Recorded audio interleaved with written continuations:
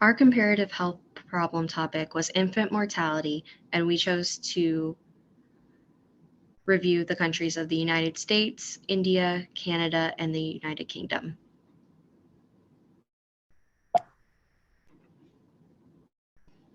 Infant mortality remains a high priority problem in many countries and is one of the most important indicators of individuals' health in a country.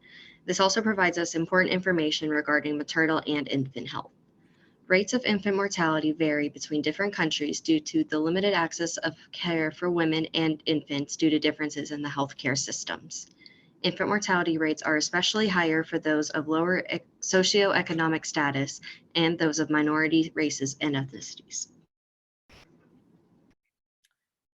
The leading causes of infant mortality in all countries were preterm birth and low birth weights, infections, injuries such as suffocation, sudden death syndrome, and birth defects. A majority of these problems could be prevented if countries were to implement additional intervention programs.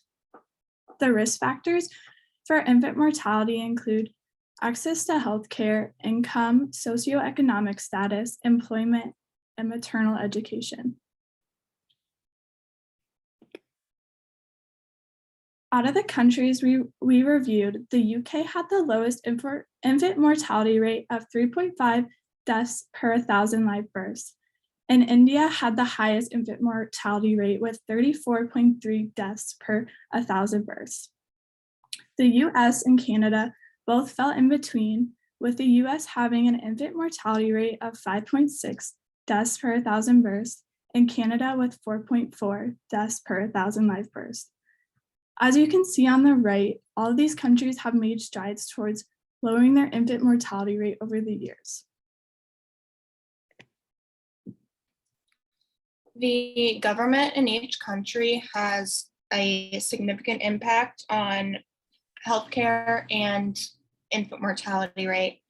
England and Canada have universal healthcare, and Indian citizens have access to free outpatient and inpatient care in government facilities, but many people choose to purchase private health insurance due to chronic underfunding. Of the countries we studied, only the United States does not have universal healthcare. The United States health system is a mix of public and private insurance and healthcare providers. The federal government of the United States funds insurance for select groups through Medicare, Medicaid, the Children's Health Insurance Program, and TRICARE for veterans. The United Kingdom is the only country we studied with fully socialized medicine, meaning the government funds health insurance and owns the hospitals and providers of healthcare.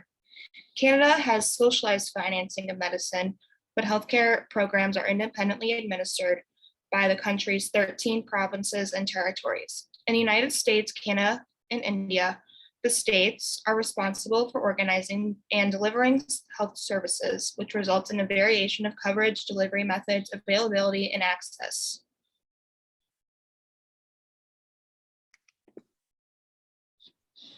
One of the main cultural and societal determinants of infant mortality within countries is socioeconomic status. Low socioeconomic status is closely tied to poverty, low educational achievement, poor health, and low quality of life. Socioeconomic status tracks with overall quality of care, and infant mortality rate is one of the more telling states about the quality of health of a population. As we all know, race is heavily tied to socioeconomic status, and so one issue afflicting highly diverse Western countries is a large disparity in infant mortality rates between races. This can be seen in the United States and the UK. In the US, out of all racial groups, Black Americans have the lowest socioeconomic status, a footprint left by a long legacy of slavery and Jim Crow. Black Americans have the lowest average household income in America, experience inequalities in maternal education, maternal age, and marital status, and face high rates of smoking, alcohol, and drug use.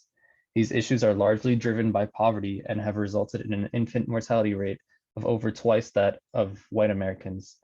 While every other racial group and ethnic demographic has seen their infant mortality rate decline over time, Black Americans remain static. The UK mirrors the US in this regard, as they too have a large disparity between whites and ethnic minorities in infant mortality rate. In both of these countries, there is a wealth and education disparity between ethnic groups, which is a major cause for inadequate conditions for newborns. In the UK, white households are 9 times more likely than Black African households and 18 times more likely than households of Bangladeshi descent to be in the top quintile of wealth. While poverty is a factor in infant mortality rate in Canada, race does not play a significant role in determining socioeconomic position. As a result, differences in infant mortality between ethnic groups is less stark. LGBT and immigrant populations, like those in the United States and Canada, however, experience greater rates of poverty.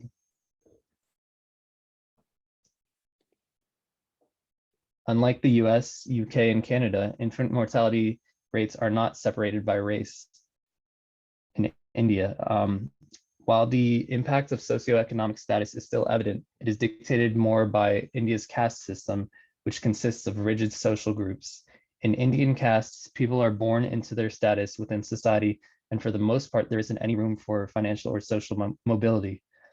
There is tremendous inequality. A child born in the wealthiest 20% of households is more than 3 times more likely to survive early childhood versus a child born in the poorest 20%. States with the highest infant mortality rates also have fewer women with more than 10 years of education and a higher proportion of child marriage. Similar to certain areas in the United States, women in tribal and rural regions additionally lack access to public health services such as reproductive health services, neonatal care, and family planning services. To conclude, all these countries have made many strides towards lowering infant mortality rates in recent years. India and the United States have both implemented government-based interventions. India has launched the tax-financed National Health Protection Scheme for low-income people. This enables women to get specialized care before, during, and after their giving birth. The United States has implemented legislation to improve infant mortality rates. They have implemented the Preventing Maternal Deaths Act of 2017, which helps the United States pinpoint where they're lacking in infant mortality prevention. Canada, the UK, and the United States all have implemented community-based intervention. Canada has added additional health screening, prenatal education, and vaccination programs, along with public health education and counseling to mothers and infants. The UK has developed early intervention programs such as health visiting and midwife services to aid in more perinatal care. In the United States, the CDC has funded multiple local programs to provide prenatal care, such as the Prenatal Quality Collaboratives and SIDS monitoring program, both which help to improve outcomes for mothers and infants.